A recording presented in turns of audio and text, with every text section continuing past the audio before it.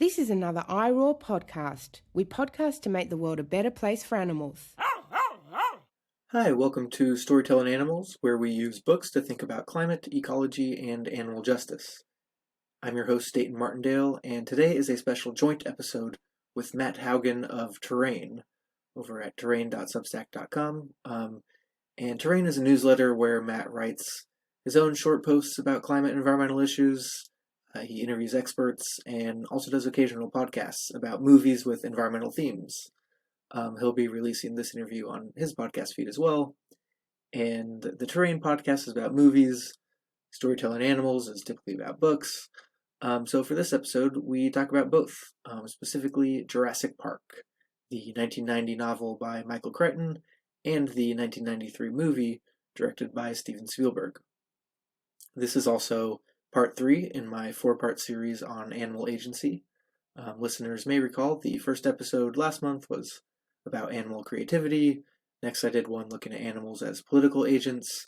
And so this one I wanted to explore how animal agency is depicted in fiction. In this case, Jurassic Park is a work where a lot of the main plot revolves around the idea that other animals are unpredictable and impossible to control. So we talk about that. We also talk about de-extinction a bit, scientific efforts to bring back extinct animals. Jurassic Park explores this fictionally through bringing back dinosaurs, but I recently wrote an article for Vox about contemporary real-life efforts to bring back the woolly mammoth, the Tasmanian tiger, the dodo bird, and the passenger pigeon through genetic engineering. For various reasons, I think this maybe sounds cool, but it is a bad idea. I think it would be hard on the animals themselves. We touch on this in the episode. If you want to learn more, I'll link my article in the episode description. And I'll also link Matt's Substack. I like his work and suspect many of you will. If you want to keep up with my podcast, the next episode we'll finish up the series I'm doing on animal agency, and then I'll be transitioning for a few weeks into a series of episodes related to cars and transportation. You can like or follow this podcast on your preferred listening app to make sure you find out about new episodes. You can sign up for my free weekly newsletter for updates.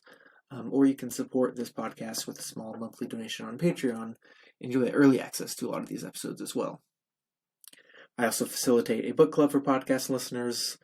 For more information on how to join that, go to my website, daytonmartindale.com/book-club. Again, that link is in the episode description. But without further ado, welcome to Jurassic Park.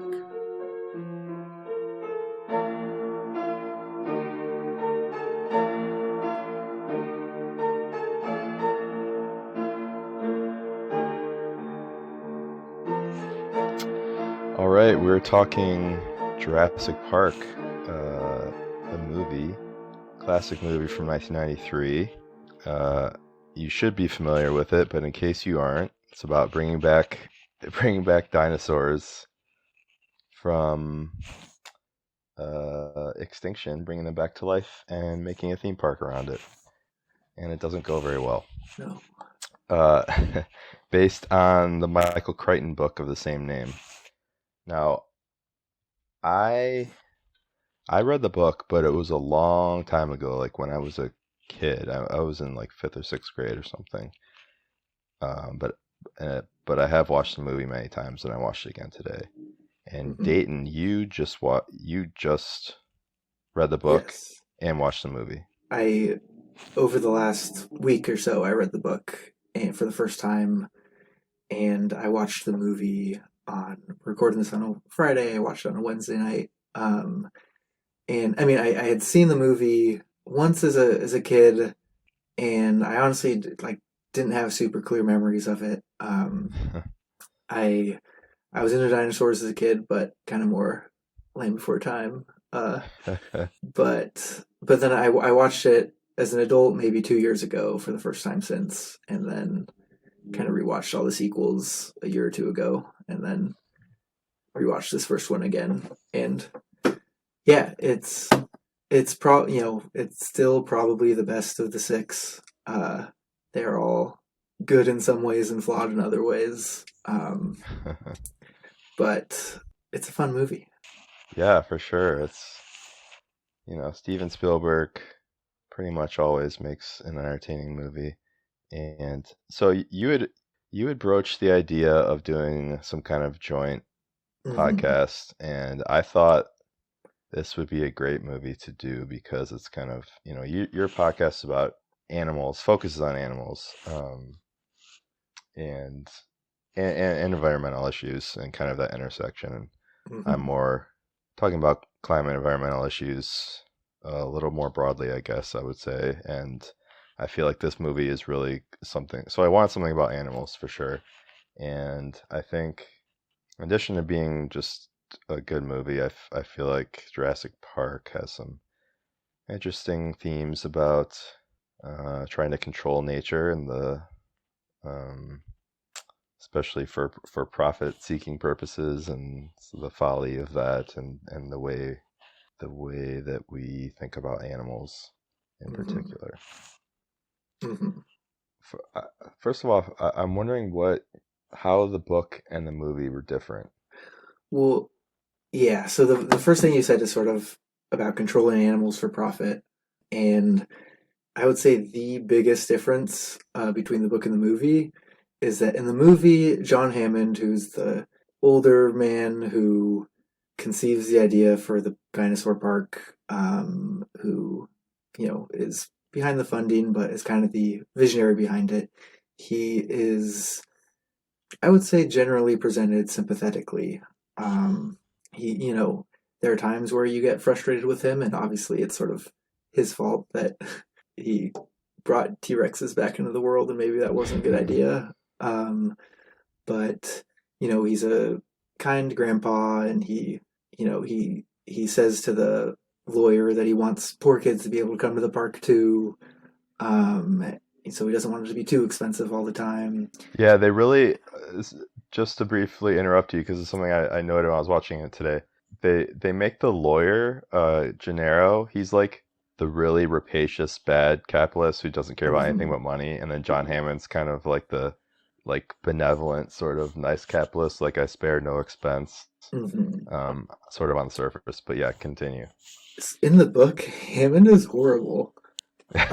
So he gives a whole speech about how it'd be stupid to use genetic engineering to make medicine because you can't make money that way, and so you should make use it to make entertainment instead. And he's just like he goes on a little rant about how much money they can charge, and that it's well, at least the rich kids will be able to see it, and you know, Mm, it's he is the rapacious capitalist in the book. yeah. Um, yeah, and kind of everyone who works under him kind of hates him. Mm, Um, so like the engineers and the doctor and the security people, every time we get their perspective, Hammond is always like, "We can make this work. Like, don't hurt the dinosaurs. They're gonna make me billions. Like, just make it work." And all the people who work for him are like, "This is way harder than he thinks. Like, he doesn't understand how complicated it is."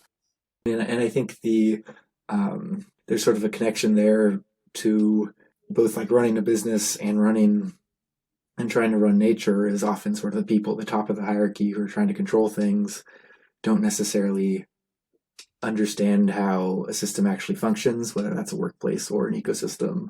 And it's not like Michael Crichton necessarily had amazing politics all the time. I think he became a climate denier, but the the movie's a lot more sympathetic to the rich guy and the in fact I was just reading on Wikipedia earlier today that apparently Steven Spielberg like consciously wanted to make Hammond more sympathetic because he like related to him as a showman, um, uh-huh.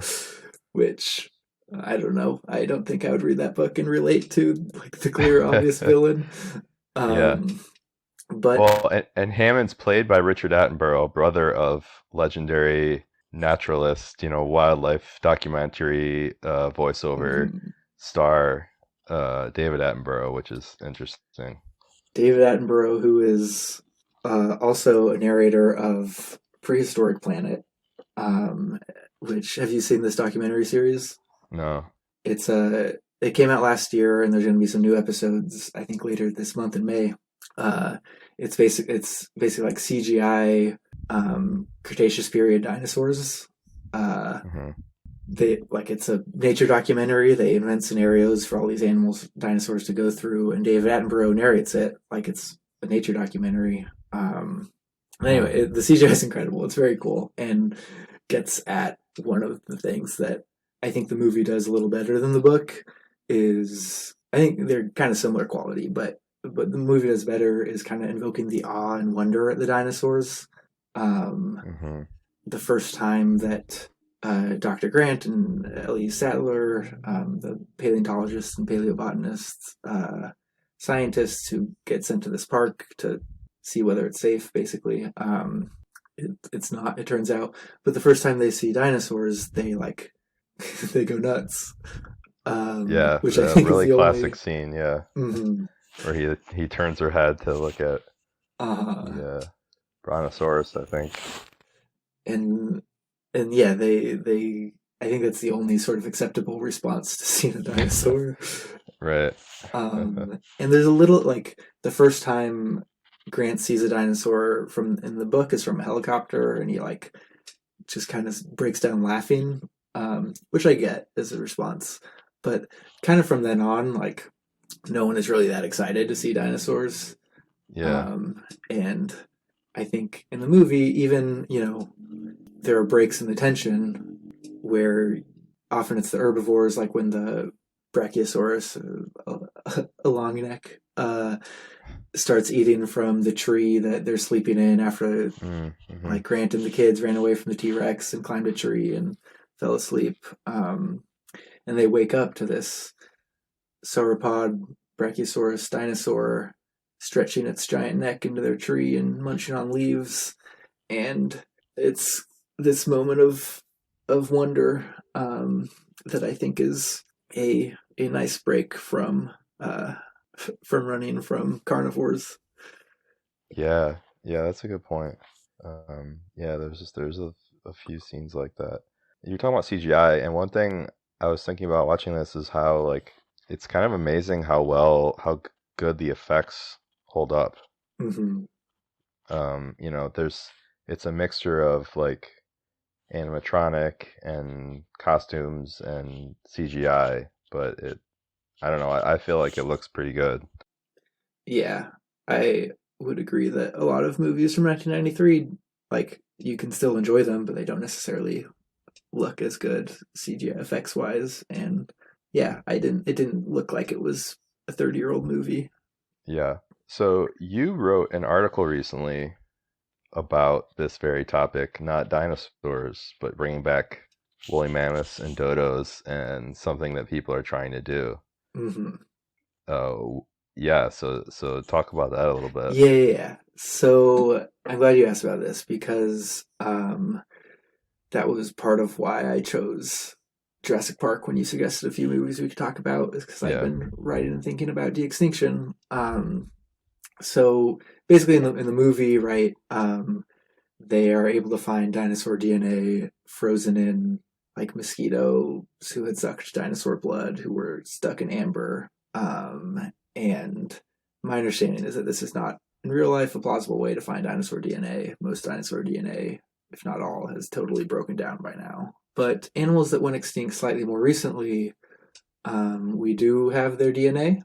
And so the woolly mammoth, for instance, I think went extinct maybe around 10,000-ish years ago. The exact, and there's no like, at least no one has found frozen in the ice like a fully intact mammoth nucleus with all of its DNA intact.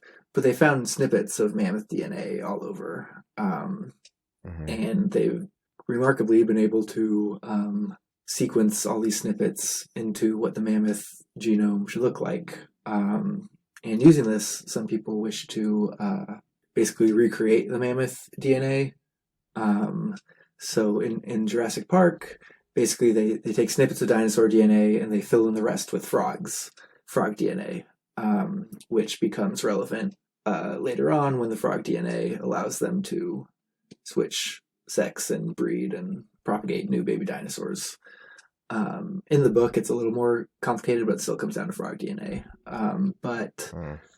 in this case, scientists would take elephant DNA and using what mammoth DNA looked like, they would then use like CRISPR genetic engineering technology to modify elephant DNA to look more like mammoth DNA. So they'd give it the genes for hair, they'd give it the genes that would allow it to like survive in cold temperatures, and there's various genes they want to give it. And anyway, so there's an area, and I think in somewhere in Russia in the tundra, called Pleistocene Park, where they're sort of trying to recreate the like mammoth steppe ecosystem with the grazers who were there. And the idea is that a large grazer like a mammoth that has huge impacts on its ecosystem, knocks over trees, leaves depressions in its footsteps, etc., would help restore this ecosystem and potentially help prevent the release of methane from the permafrost. So, yeah, they call it Pleistocene Park. They want to bring back mammoths. The trouble, which is not unlike Jurassic Park, although slightly different because it's not about necessarily bloodthirsty carnivores, but is just like these uncertainties, right? Like it's easy to say when I like describe that, oh, you just use CRISPR to put in these new genes in an elephant DNA and then you have a mammoth. It sounds a lot simpler than it is. And so there's questions of like, who would raise the mammoth? Like they're social creatures with strong matriarch-led herds who share cultural knowledge, and how are they going to learn the cultural knowledge when there's no actual mammoths around? Like, will elephants accept them or reject them? And then kind of there's technical problems too, but I think there's a quote in the book Jurassic Park where, Dr. Ian Malcolm, who's this chaos, he's played by Jeff Goldblum in the movie. He's this like chaotician, I think he calls himself, mathematician on chaos, which is about unpredictability, and just kind of like this idea that he has a million quotes about how you can't actually control nature, and that living things are alive and they act alive, and that makes them unpredictable because they're making their choices and we don't actually like totally understand them. And we know way more about mammoths than we do about dinosaurs because they're more recent, there's more evidence, but we still don't know. Like, we know some of what they ate, but we don't know exactly what these new creatures would eat. We don't know. I read this fascinating thing that like reindeers who were kept in zoos, I think it was reindeer, some caribou like reindeer like creature, was kept in zoos, and it used to die all the time in zoos, and then they figured out that there's actually like this specific lichen or something that they needed to supplement their diet, and so there's just all these things that we don't actually know about other animals that they need or they do that just complicate any attempt to keep them in captivity. And I think Jurassic Park is obviously like a very dramatized example of that. Like one of the things I'm thinking about is like, how big is this island, and like, are the brontosauruses able to, or I think they're technically brachiosauruses or something, but anyway, that's beside the point. Like these huge 100-foot long dinosaurs, like, are they do they just like walk back and forth and get bored? Yeah, it must be a pretty big island with all these huge dinosaurs running around. Yeah, like Triceratops are like the size of an elephant. T-Rex are like 30 feet tall. These are huge creatures, and I think anyway the ethical message of Jurassic Park that stands out to me is one kind of this commentary on not trying to control life. Life finds a way, as Dr. Malcolm says, but two, I think humility, and just kind of like the sheer bigness of the dinosaurs is sort of a reminder of that we are also kind of small, and that our inability to control them is sort of a reminder that we can't control everything. Although what's a little funny is that it's sort of the computer programmer's fault and the carnivore's fault, or like if they had just had Triceratops, maybe they would have been fine. Right, yeah. Um, but yeah, what do you make of like the stuff about like trying to control nature?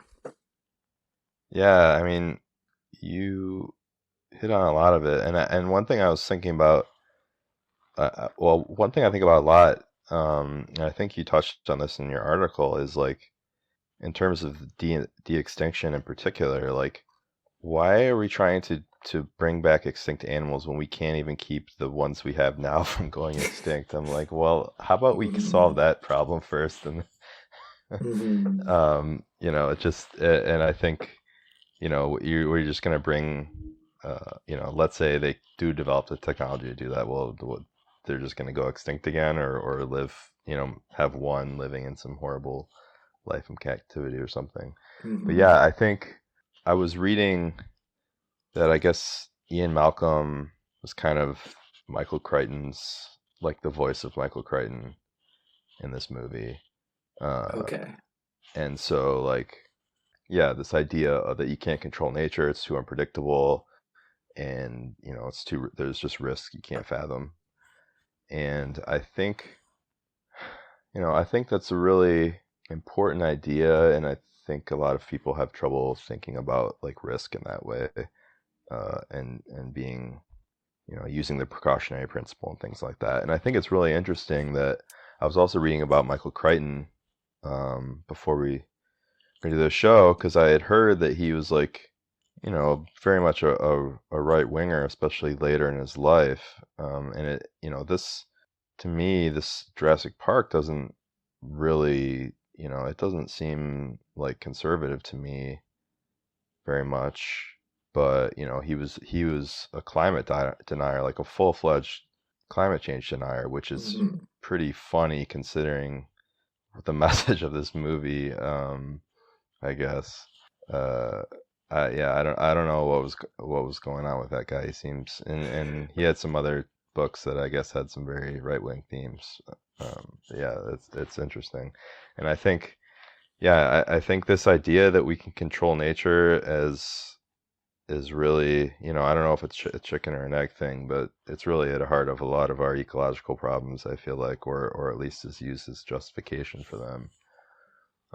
And we see it with climate change, with the geoengineering and the idea that high tech solutions are going to be available that uh, mhm, may not necessarily be, versus dealing with the actual things we have in front of us, and getting down to more deeper fundamental relationships we have, mhm. uh, with animals and nature. Which is, I think, a little bit what the mammoth thing is. Yeah. I've listened to this audiobook of a book called Wooly, by Ben Mesrich, who's the guy who wrote the book that got turned into The Social Network, Mm. as well. But he wrote kind of this like narrativized account of the scientists trying to bring back the mammoth, and when he's talking about sort of how it theoretically could help, the like slow the permafrost, methane release.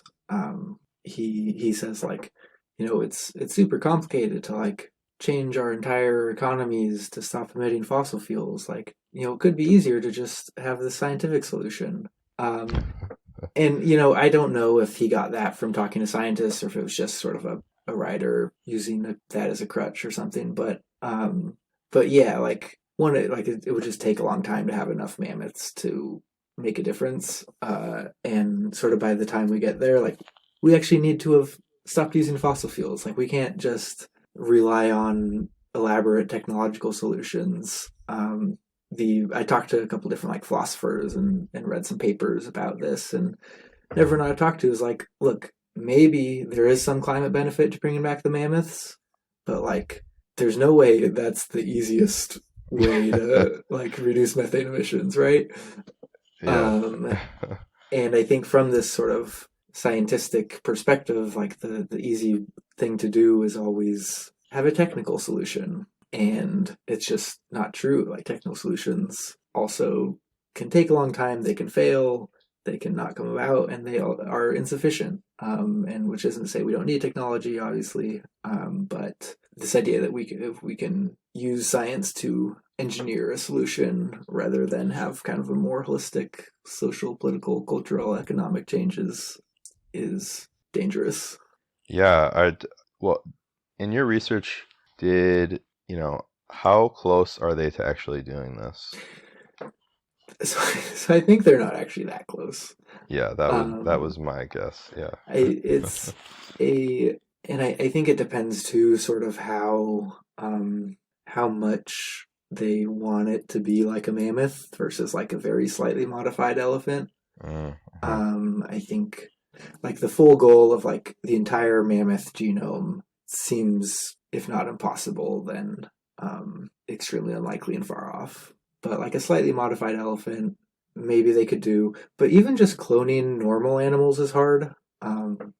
Like Dolly the sheep, who was the first sheep clone, died at a relatively young age for a sheep of, Yeah. honestly, I forget exactly of what, but just cloned animals tend to have all these health problems. And yeah, so even just cloning elephants would be difficult, and no one knows exactly how to do it. And like it's been suggested to use artificial external wombs, and like we don't know how to do those for anything really, but especially for a giant elephant. Yeah. So anyway, yeah, there's all these hurdles, and so to say like getting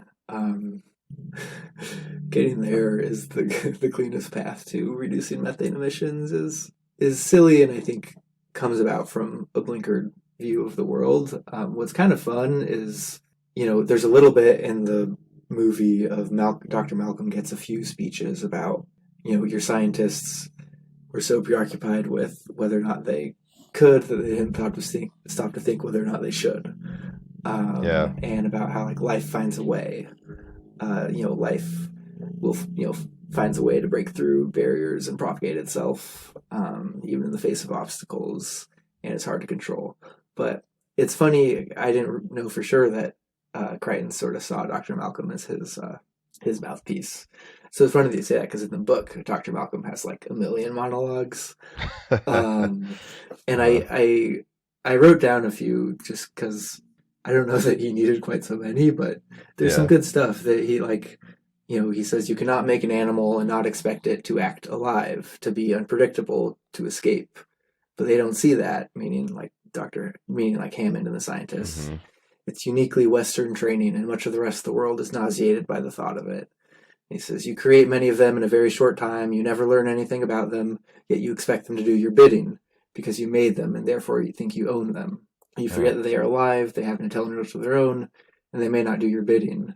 You forget how little you know about them, how incompetent you are to do the things that you so frivolously call simple. And the last one I'll quote is he says, you decide you won't be at the mercy of nature, you decide you will control nature, and from that moment on you're in deep trouble because you can't do it. Yet you have made systems that require you to do it. And you can't do it, and you never have, and you never will. Your powers are much less than your dreams of reason would have you believe. And I think a lot of these require or apply to other forms of geoengineering. Obviously, like, I mean, I guess like genetically engineering a mammoth is a form of geoengineering, but that involves living things. But even trying to put aerosols in the atmosphere to block solar radiation or whatever else, just kind of like interfering in these complex systems is so much harder than it sounds when you explain it.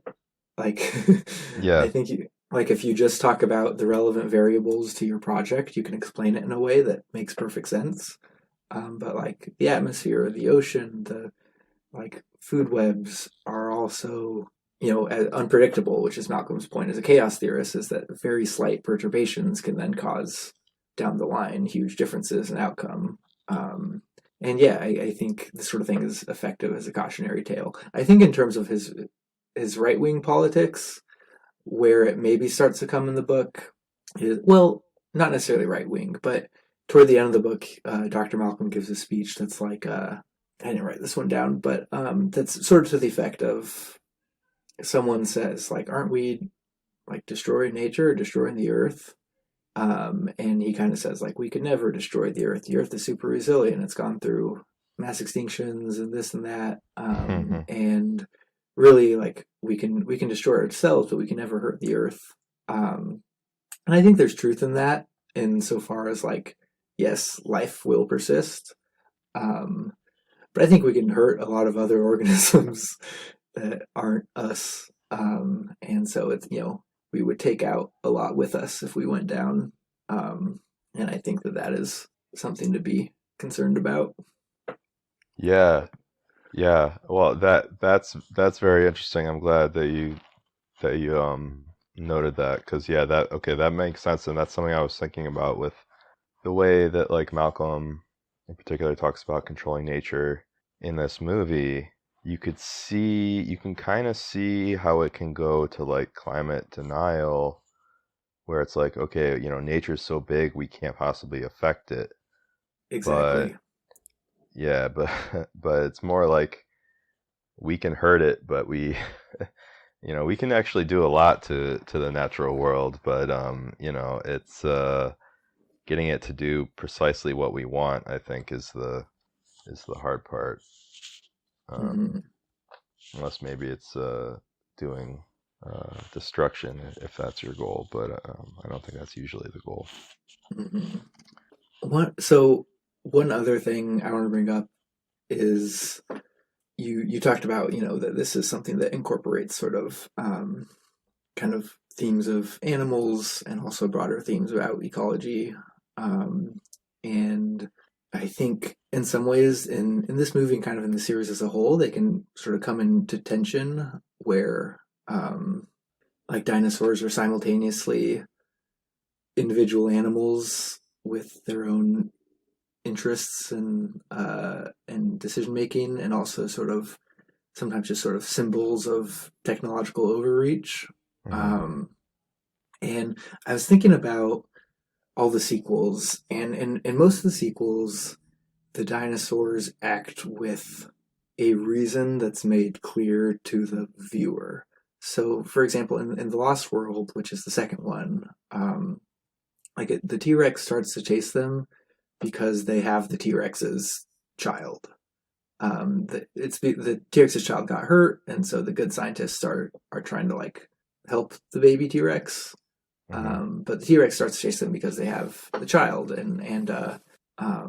like in the Jurassic Park 3, the Velociraptors chase them because one of them has a Velociraptor egg, and the new ones get kind of maybe even more explicitly animal rightsy in some ways. And the like in the first Jurassic World, which I don't know, has very weird politics.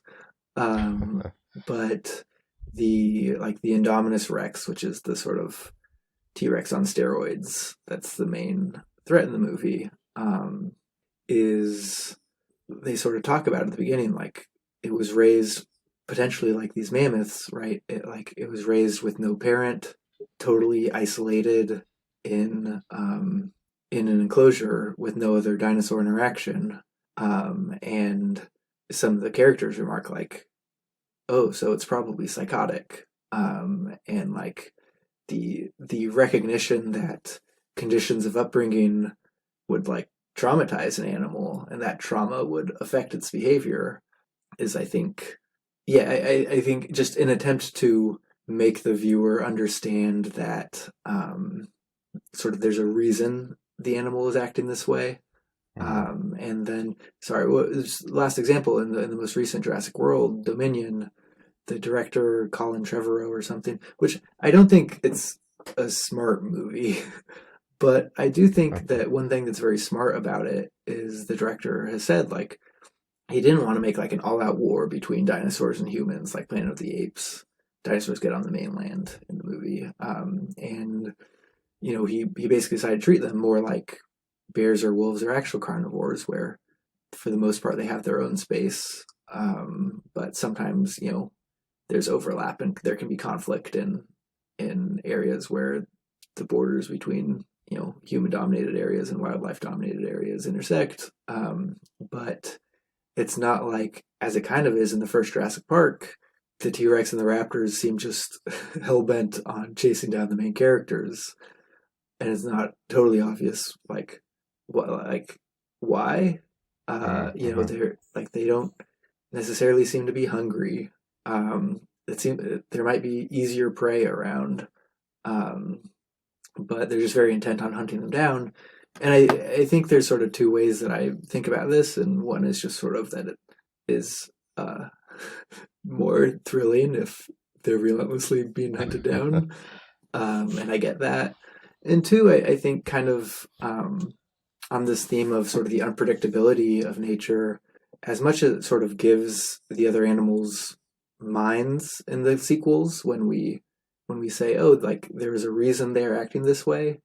Um, there's also, I think, something to be said for this and just like sort of having no idea why they're doing what they're doing. Um, Yeah. and just like, oh, we can't actually predict them. They are wholly their own. Yeah. Yeah, that's a good point. Yeah, because well, to what you're saying about the dinosaurs hunting, like that's something that, it does it can make for compelling drama in movies, but like to bring up another Spielberg film, something that's more explicit about this, like Jaws, uh that really set back the people's understanding of sharks, I think. Um, Mm-hmm. and it does kind of bother me when movies make like have an animal that's like a serial killer sociopath that's just like hunting people for no reason, which is like Mm-hmm. that's not a thing that like that just doesn't that's not a thing that happens and wouldn't happen, and Mm-hmm. um really I think can do real damage to like the cause for like conserving animals in the wild. And then yeah, I think the what you said about intelligence is such a good point in the way they think, because I was thinking about this watching, not to go too off topic, but there's this new show on Apple TV called Extrapolations, and Oh yeah. De-extinction is a theme of that show. And also on one episode they learn how to communicate with whales. And um, you know we think about like animal intelligence as like in comparison with our own versus being like on like the spectrum of like, okay, human intelligence is 100 and a whale's like an 85 and a dog's like a 76 or something, versus like Uh-huh. something that's just very different and maybe we probably will never be able to really comprehend. Right. I mean, we also try to do that with human intelligence, and that's also not True, how yeah. human intelligence works. That's yeah, and that's yeah, exactly. Yeah, I haven't watched Extrapolations, but I hope to. Uh, yeah, that like the raptors in this movie, they make a big deal about that raptors were super intelligent, 'cause they were pack Hmm. hunters. But one thing that I think they just sort of didn't know at the time, so Steve Brusatte is a paleontologist who actually I had on my podcast a yearish ago. But he was a paleontology advisor for the recent Jurassic World movies, and he wrote this book, The Rise and Fall of the Dinosaurs. Hmm. And um, the one of the things he says is that the encephalization quotient, which is the roughly I think the ratio of brain to body size in T Rex, is comparable to that of a chimpanzee. And like for the reasons that we just mentioned, like you can't just look at brain to body size and give it an intelligence ranking, right? Hmm. But it does often correlate with like certain forms of problem solving or at Hmm. least some aspects of cognition seem to be prevalent in animals with larger brains relatively. But anyway, just like I don't know, I think I think it is both impressive and like a little bit scary if I were on Jurassic Park to think about T Rexes as like having the social intelligence and capability of a chimpanzee. Yeah. So is the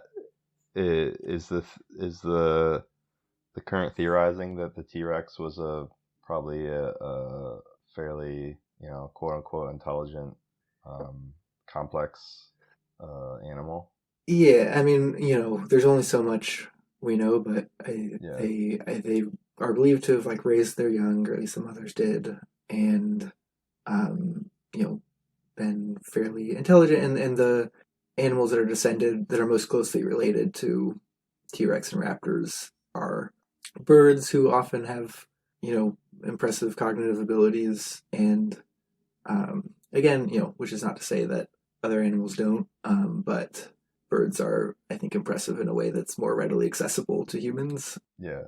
That was an interesting thing about this movie is that it was like, so they talk, back when this came out, everyone, I think the idea that dinosaurs that closely related to birds was around, but it wasn't in popular understanding. And I don't know how prevalent it was in the scientific world, but like they talk about,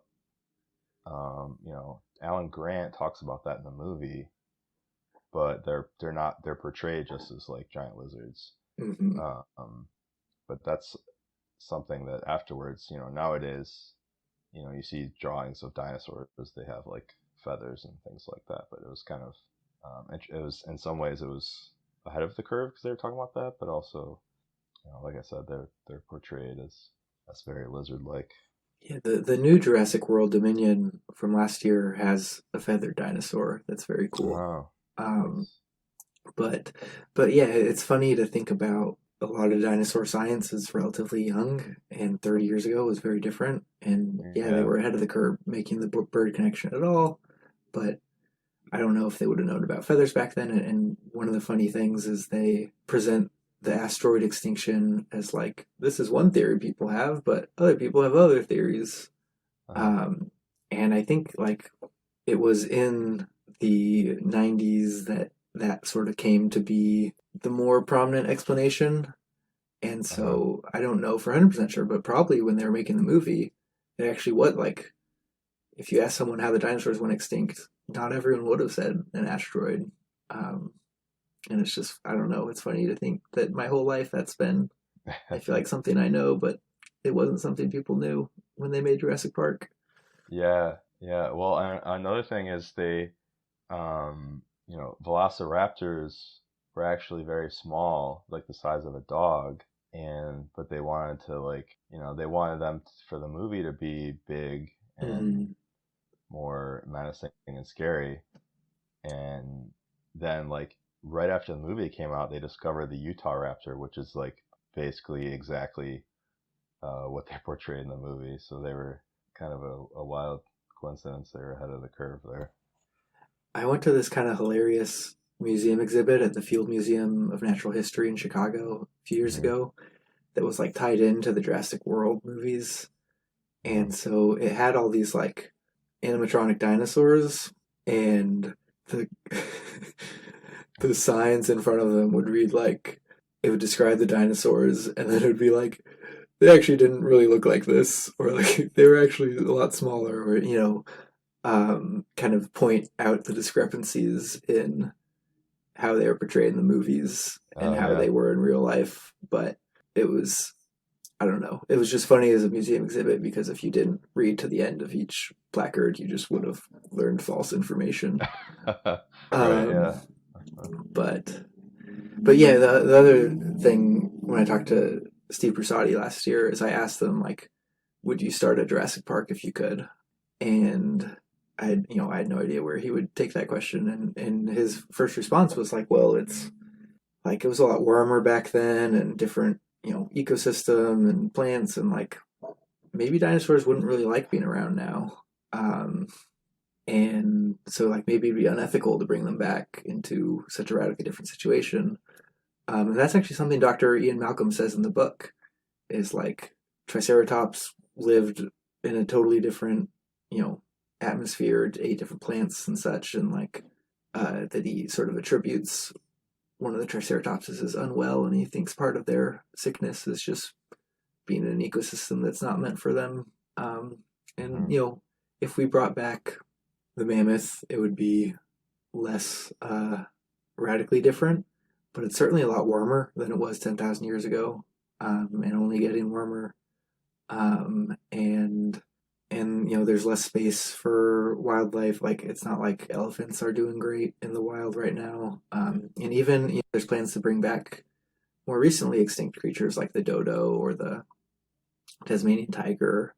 And even if they've only been, Tasmanian tiger's only been extinct like 100 years even, but like where they used to live is now like there's ranchers there, and there's, it's just a lot harder place to live than it used to be, and there's a worry that they would just go extinct again, or at least face an unwelcoming reception. Yeah. Well, I'm glad you brought that up because that's a good point because like, we think and in some ways this is necessary just to like communicate and make sense of the world. We think of animals, including humans, as these like discrete organisms versus like you can't really understand an animal outside of the context of the ecological context that they have evolved in and live in. So like, and even just, an animal or a human, to be more specific, is not just a human. Like we have, we're covered in bacteria inside and outside and have these microbiomes, and we live in ecosystems on Earth that are like essentially extensions of us, or like you can't really a human outside of the context of Earth, like you can't really what's the word I'm trying to say, like just and to connect this to like more other techno utopian dreams of like terraforming other planets or living in space and stuff. Well, like you can't. I don't want to say it's not ever going to be possible, but you can't really understand a human or a dinosaur outside of the life support system of the ecology they live in. Mm-hmm. And so if you're bringing back a dinosaur into a world that's like different plants, different, I don't know, maybe there's a few similar organisms. I think, but probably not. All the organisms around are different. The temperature is different. The maybe the atmospheric concentration of oxygen and all these things are different, and it's not just, you can't just understand an animal as this discrete thing. Mm. Yeah, I think, and one of the things that's fun about in the movie, and it's in the book too, is like when the paleontologists see the dinosaurs, part of what they're excited about is like, oh, they behave this way, like they, all these things that they just couldn't tell from the fossils. Mm-hmm. Like, oh, they travel in herds, or they, stand on their hind legs, or I don't know if that's specific things, but yeah, just that like an animal interacting with its ecosystem is different. You learn more things than you can from an inert fossil. Yeah. And yeah, extending that to what you said, like there is no animal and there's no isolated organism. There's only organisms within a complex system that is very difficult to engineer. Yeah. I'm also skeptical of terraforming for similar reasons, that we can just recreate a a suitable flow of organisms and nutrients and such. Yeah. It's just like getting back to complexity of nature. Like, I mean, just complexity that's beyond comprehension. Have you read Aurora by Kim Stanley Robinson? No, it's I'm reading through his books. Okay. I read them kind of out of order, Yeah. but I'm reading the ones that I haven't read in chronological order, and I think I that's like 2 books away from where I am. But yeah, tell me Nice. about it. Oh, well, yeah. I mean, that's well, I don't want to spoil it, but that's what it's about. Is um, people sent to try and colonize another planet. What happens on that journey? Yeah, it's a good one. You Yeah, had him on your you had him on your podcast, didn't you? I did. Yeah, it was a highlight of this for me. Um, Second to this, of course, but the in his Mars trilogy, I think tries to do a very convincing terraforming, and I love it. Yeah, But I think it's sort of notable that he also is sort of skeptical that we could actually do it. yeah.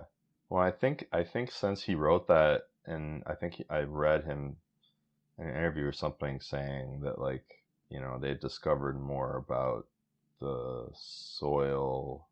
The soil of Mars is just like toxic or radioactive or something, and it just would make even what he, the slight, the science fiction that he wrote about in that series not possible. Mm-hmm. Yeah. Well, I won't be moving to Mars. You're not going to go with Elon to Mars? No, he didn't invite me. I didn't buy a blue check. Yeah, yeah. Yeah, I don't think he's actually going to be going there anytime soon either. Have you seen actually you brought up the Tasmanian tiger. There's a movie called The Hunter with Willem Dafoe. Have you seen that? I have not. It's interesting. That's an interesting movie. What's Uh the premise? he's a mercenary hunter who's Okay. sent so there's, like, the Tasmanian tiger uh is, nominally extinct, but there it is kind of like an urban legend where, like, well, not maybe not urban legend is the right word, but, like, people think maybe there's, like, random Mm-hmm. sightings or whatever, but Mm-hmm. so this is like the story that there was a sighting and some biotech company hires him to try and find the Tasmanian tiger. Oh, There's, like, one interesting. left, and yeah, I should check that out. it's an interesting movie. Actually, Sam Neill's in that as well as Jurassic Park. Well, That that's another thing I was thinking about in watching Jurassic Park is the cast is really outstanding, and you have these really good actors even in these really small roles. yeah, no, it was kind of incredible. Like Samuel L. Jackson's in this. Like Yeah, hold on your butts, classic line. Vince Uh, Vaughn's in the sequel randomly too. oh right, yeah, Uh, yeah, I don't know. And then I was reading the Wikipedia page, and apparently they almost cast or they considered Harrison Ford for Dr. Grant huh. and Jim Carrey for Dr. Malcolm. Oh man, it's hard to imagine anyone other than Goldblum as Uh, Ian Malcolm, but Jim Carrey would have been an interesting one. um, but Well, yeah, and no, Wayne Knight also is really enjoyable as famously known as Newton from Seinfeld, as the kind of yes, underpaid, underappreciated tech guy yes, who really burns the whole thing down. yeah, it's kind of all his fault. Yeah, well, uh, yeah, or I guess you could say it's Hammond's fault for underpaying him. Yes, there you go. That's a good Uh, point. That was unfair of me. no, it's being uh, he should be fairly compensated for his labor, but also, you shouldn't turn off the Hmm. T-Rex and raptor fences Hmm. for that. Yeah. Well, yeah, I am generally critical of keeping other animals in fences, True, but true. I would hesitate to once they were on in that situation, I would at least like have an exit strategy before I turned them off. Yeah, gotta Uh, get the people to safety. Hopefully. What did you think of this? Do you think the sequels are good? To varying so degrees. define good. I like them all. I like watching them. Um, I think like this one, like there's a scene in the kitchen where these two raptors are stalking the kids, and they're like hiding in this industrial kitchen, and there's just like some really good set pieces in this. Like the pacing and the tension is great, and I think it's just sort of smoother. I mean, it's there's some dumb dialogue and stuff, but um, it's smoother than the others. But Yeah. they all have exciting scenes. I think like the new ones have kind of like I would say very bad gender politics. like the way that Bryce Dallas Howard's character is treated is like, why are you a businesswoman when you could be a mom instead? Um, Uh, but they're also like and more explicitly anti-corporate than this, and kind of have a Interesting. animal rightsy ethic. And so I think there's a lot of like thematically cool stuff in them. They're clumsy, but I like them. But this is like this one's probably the best made, but none of them are. They're all kind of the same movie. Like, Yeah. uh, Right. you're in an enclosure with dinosaurs, and you gotta escape. Um, and it's like a pretty good formula. It's not like the others are that much worse. Like, there's only so. I mean, you probably could screw it up pretty badly, but I don't know. Have you watched them all? I haven't seen them all. I've seen some of them.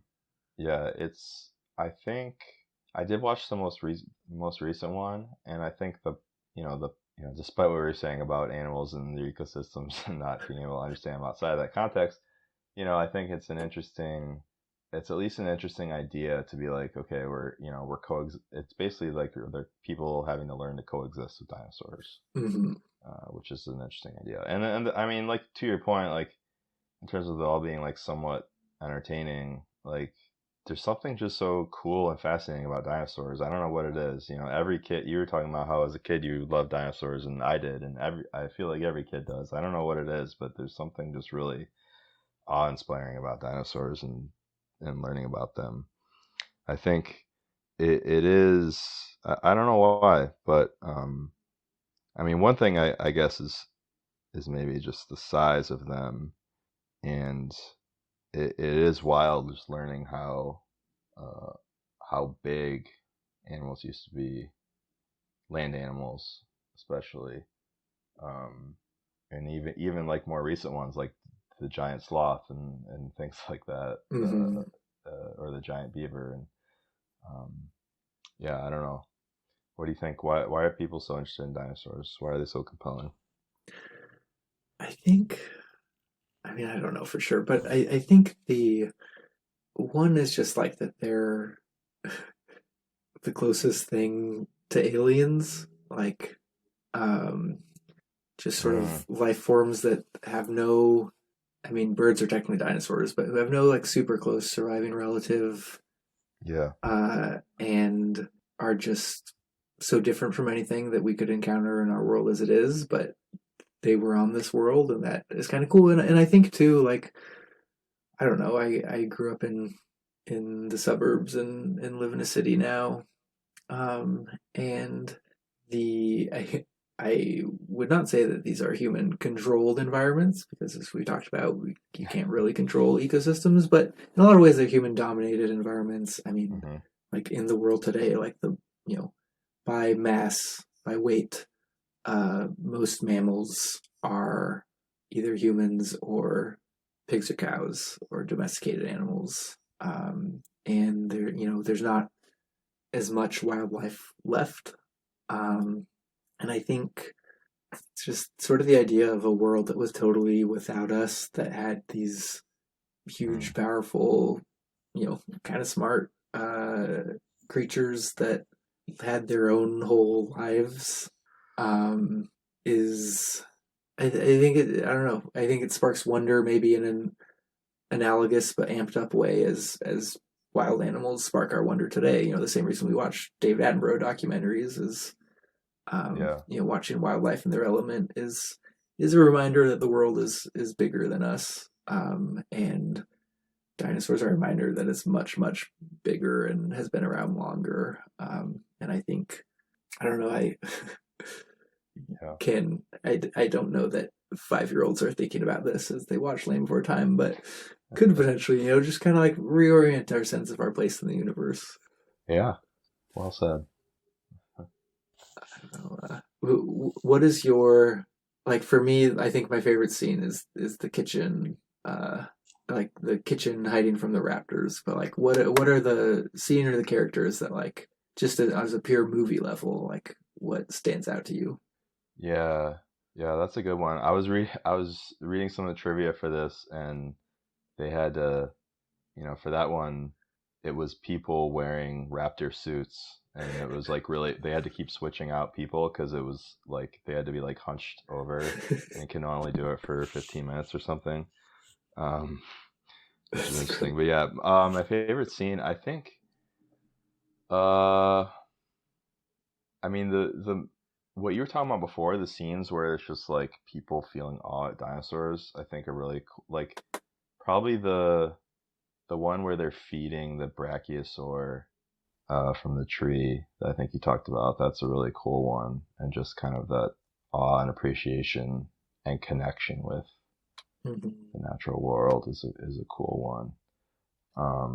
In terms of scenes, I feel like that one really stands out. Or when we were talking about before, when they first see the dinosaurs and Dr. Grant turns Dr. Sattler's head to see. Mm-hmm. And what else? Oh, when the water where the T-Rex is coming and the waters, you can see the ripples in the water. That's Yeah, the water one. shakes with each step. Yeah. In terms of my favorite character, I don't know. I mean, I feel like the movie's just written so that like Ian Malcolm is the coolest, most interesting character, and especially with Mm-hmm. Goldblum playing him is really good. Um, you know, but there's so many good lines in this movie from different characters though, and like I was saying, well, I actually, no, I'm gonna go a little maybe a little contrarian. I'm gonna say my favorite character um is Wayne Knight as Nedry, and his little squeal when he sees the shaving cream can that Mm-hmm. doubles as a cold storage device for the embryos to smuggle out, and he makes a sound like a dinosaur basically. I don't even and his he's not in the movie for that long, but he is, I thought, really good. It's funny in the book. He's described as a slob probably 15 Uh-huh. times, and that's an exaggeration. But and is just like kind of smug, Yeah. and they just made him a lot more goofy in the movie for Yeah. it, and I think it worked. And they changed Hammond, they changed Nedry, and they added in all like the romance and flirtation is Mm. mostly added in for Hollywood. Hmm. But I think Nedry's like encounter with the dinosaur spitting poison is memorable. Yeah. Yeah. That's a good one too. Well, are there other talking points you wanted to bring up with? Mm, yeah, I don't know. I don't think so. What do you think? Actually, let me ask you one thing before we go. That you touched on this a little bit when you're talking about the fences.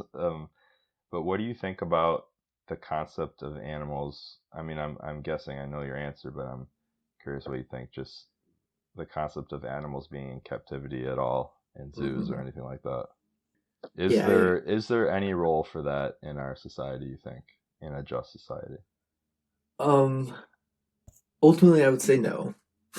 Yeah, I mean, I think Jurassic Park as a zoo is already a bad idea, even before you realize they're dinosaurs. I think, unfortunately, there are animals now in captivity that, for whatever reason, you wouldn't thrive in the wild. You can't just release Yeah, them. yeah. Um, and I think, you know, there's some form of captivity that's going to be the best way to deal with them. I think linking that to amusement, linking it to like an entertainment product is dangerous. Hmm.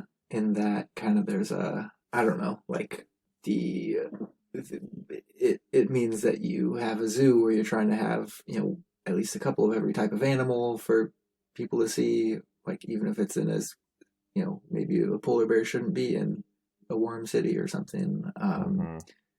And also just kind of limits, if you're often having them in urban areas, it limits because you want to have people come see it.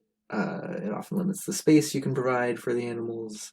Hmm. And there's just so much evidence for, especially large animals, like having just documented health problems, both physical and mental. Yeah. from life in zoos, and those large animals are often like the main reason people come, or at least the animal that's on the poster. And then so yeah, on kind of that practical level of just like I think animals are healthier with more space, and when they can be reintroduced in the wild, they should be. When they can't be, some sort of more like sanctuary type situation that's larger and more geared toward recreating a close to wildlife than a zoo typically is. And then I think kind of philosophically, I think zoos talk a lot about conservation now, but like historically, zoos are not conservation entities. They're entertainment, and they come from kind of this colonial impulse to see something cool and put it in a cage for display. And I think sort of philosophically, our orientation toward wildlife of all sorts is better served to, as Dr. Malcolm would suggest, appreciate their unpredictability, their autonomy, their self-will. And I think putting them in a cage is, I don't know, an impulse to be reconsidered for that. What do you think? Get off my soapbox. No, I mean, I think I agree in general with what you said.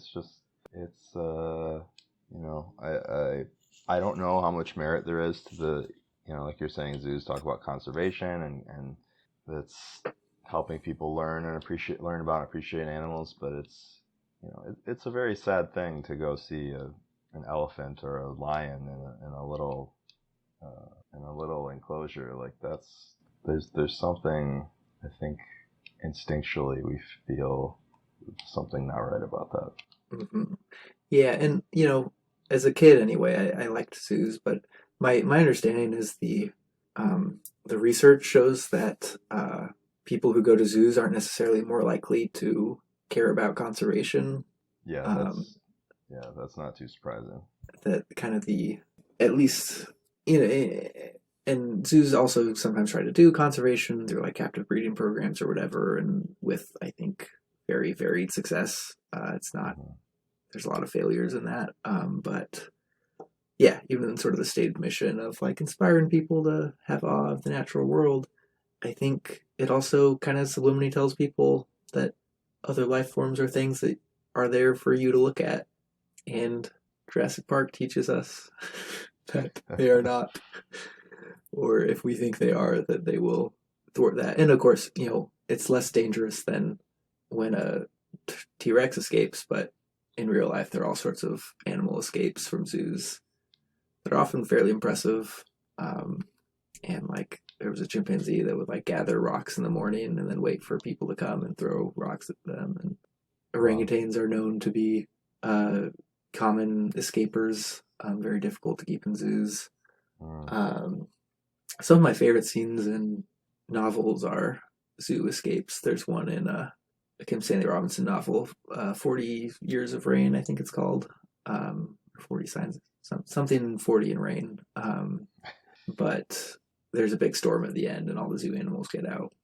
And it's the best part of the book. But I think there's something very, I mean, even if they probably are also not great for, like, it probably wouldn't be great for animals if a hurricane hit the zoo either. But I don't know. I find something very cathartic in zoo escapes, and I suppose Jurassic Park is the ultimate zoo escape movie.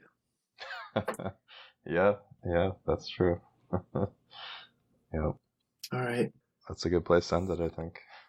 Cool. You have occasional podcasts about movies on Terrain. How can people find that? Sorry. Oh yeah, terrain.substack.com. I write a newsletter, I do interviews, and also do podcasts like this, occasionally talking about movies. And cool. Where can people find you? My podcast is called Storytelling Animals. We talk about fiction and nonfiction to do with other animals in the non-human world. And you can find Storytelling Animals just by searching it in any podcast app you prefer. You can also go to my website, DaytonMartindale.com, for links to my writing and my podcast. All right.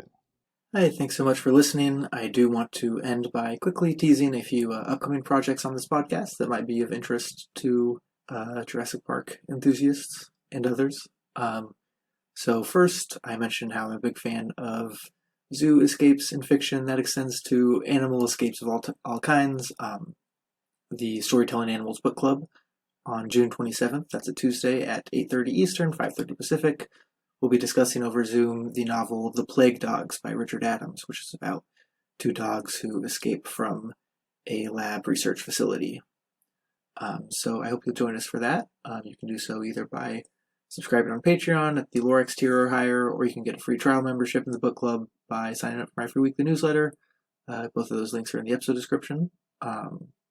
Also, on the subject of captivity, my next episode is going to be with someone who works at an animal sanctuary for farmed animal species, and we can talk about sort of, what it means to try to give animals who maybe can't live on their own in the wild some form of autonomy in their day-to-day lives. And then, we talked about Steven Spielberg. One of my upcoming episodes is going to be with an English professor named Jeremy Withers about how science fiction depicts cars and bikes and other forms of transportation. And so we briefly mention E.T. in that, and some Spielberg-influenced, more recent bike-friendly media.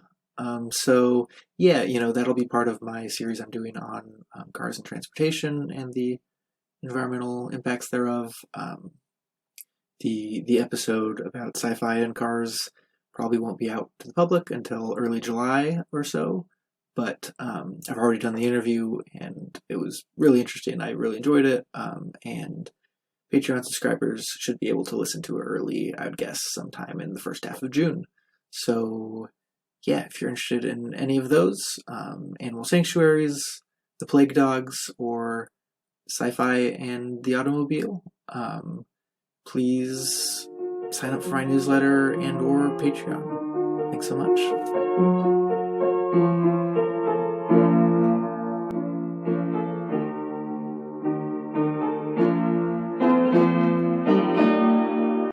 For more great iRaw podcasts, visit irawpod.com. That's IROARPOD.com.